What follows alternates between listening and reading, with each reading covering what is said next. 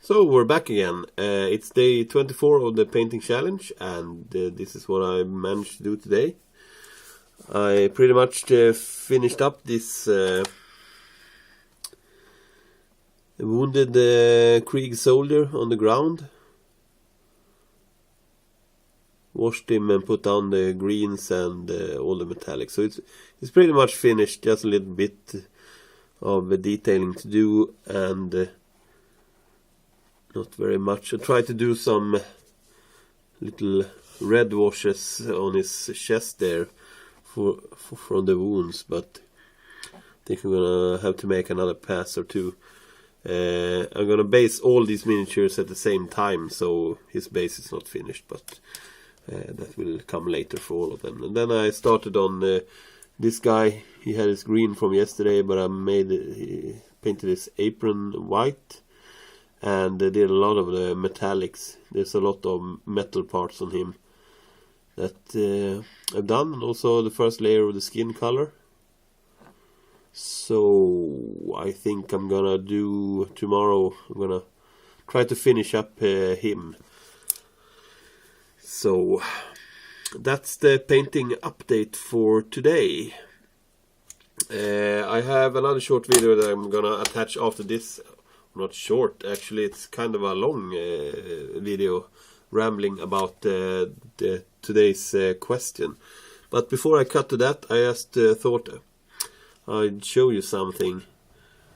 There's a lot of people and a lot of projects going on now, and I see people using their iPads and iPhones and or other mobile devices to film their projects. And I don't own a camera as such either. I use my Xperia Arc to take my movies. The quality isn't super great, but it's you can live with it. But one thing that I found out is that to help make it easier to make the movies, it's a very good thing to have a uniform colored background. I have a black background and this green cutting mat on the bottom when I shoot the movies down here, and it helps a lot to help it helps a lot to help. I can't speak. It does a lot for the camera to be able to focus on the miniatures when you have this very neutral background. If you try to film against a background that's very cluttered like this mess on my desk here, the camera tries to focus on something back here perhaps, instead of the miniature that you're holding up in front of the camera. So a single colored background helps a heap. And then I also found that having some way to keep the camera still while filming is actually a great help for the mobile phones to be able to focus as well. And of course lights. You can never have too many lights. So I just thought I'd lift up the phone here and go freehand for a moment and show you my totally awesome expensive custom setup there that I have here. If we zoom out, I have 3 lights. 2 are just cheap LED lights that I bought on a store here in town for like $10 each or something like that. And this is just an old office lamp. It's good because it's got a long arm that I can use to put the light on the models where I want it. And then I have this awesome contraption here. This is actually to put my mobile phone into, because my mobile phone don't have any connection for a tripod or anything like that. So if you imagine this being the mobile phone, it's taller on one end, but when I film, I usually do it on this way, so to speak, and then I just put the phone in like that. And if you need to adjust the angle depending on the thickness of your phone, you can always use something else to prop it up on the backside. I use a little cotton bud, or this is actually a stick to put behind the phone to make it have the right angle. And this is just 4 pieces of Lego. And then I have this to prop it up. I got some weights in it to make it thicker. So when I'm filming my models that have a bit of height to them, I put it up on here. And when I'm filming the finished model, I just put it down there, because then they are more level to the ground. So yeah, your gear doesn't have to be very expensive to...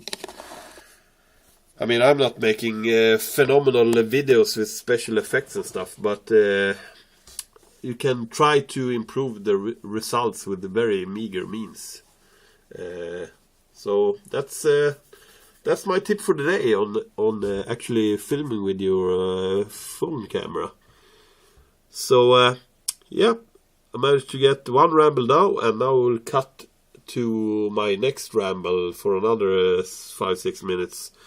About today's question. So yes, see you in a second.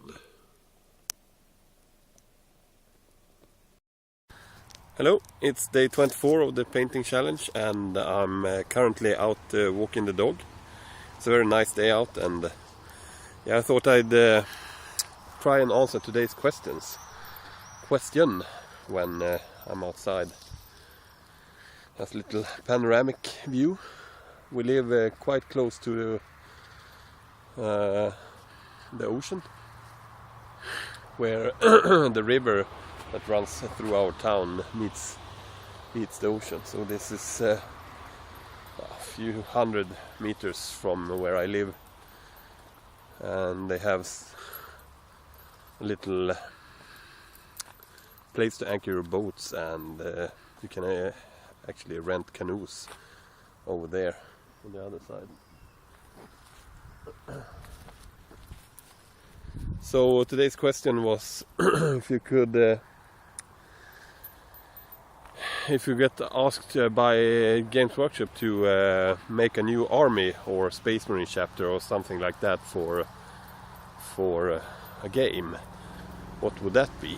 And I've been thinking a little bit about that, and I think what I would do is to actually do a new race, or probably a combined army of different races. A little bit like the Tau have the Vespids and the Kroot. I would make another coalition race or coalition army of several alien races. I think there's plenty of room for more interesting alien races than they have right now. I was kind of thinking a bit in something akin to, if you have seen the Wing Commander games back in the 90s, and the actual movie that they made of it. It has the alien race of the Kilrathi, which are a bit feline, like I don't know, a little bit like lions. So that could be one race with some kind of a feline human hybrid. And then you have the Jacuero, is that what it's called? The kind of alien thing, the technician that they put out for some other army. Looks a bit like a monkey, to be precise. We can have one race that would actually be something akin to what they have in the Planet of the Apes, with the big gorilla-like frontline troops and smaller species of other ape men. And then you could have some kind of lizard man type of thing going on. Then you could join them all into one army and call it something like a coalition of races that have bonded together to resist the push of the Imperium of Man and other hostile neighbors. So I haven't thought of a name for it, but yeah, I can't think of one straight up here, but the coalition of something or other. I think it would open up possibilities to have some vehicles and stuff that are very different in the same kind of army, so you don't have to choose so narrowly. If you choose the Eldar or the Tau or the Imperial Guard, it's a very narrow spectrum of what you get in terms of how their vehicles and such look. But in a coalition army you would have the choice to make it primarily out of one of the races, or you could actually mix it up and include all of them. So yeah, that's pretty much my idea for an army I would construct for the game. Here you can see the harbor. It's so nice out. It's like 8 p.m. or something like that. I don't have a watch on me, and it's almost no wind and very warm. It's the best day we had in several weeks, so I thought I'd enjoy the afternoon or evening sun and just kind of take the dog for a long walk. Over there is you have I think you have some kind of, yeah, that's where you can rent the canoes and stuff. So they have some storage facilities for them and such. And they actually have some kind of a track out that they use to practice and prepare for competitions. And my schnauzer is being stupid and stubborn. So yeah, across the road there, straight ahead and a little bit up, that's where I live. So it's, well, perhaps 500 meters back. So I will cut the video here and I will attach a little update probably before this video. So yeah, have a nice one, and I will see you all on day 25. Amazing how the time flies. Have a nice one. Bye.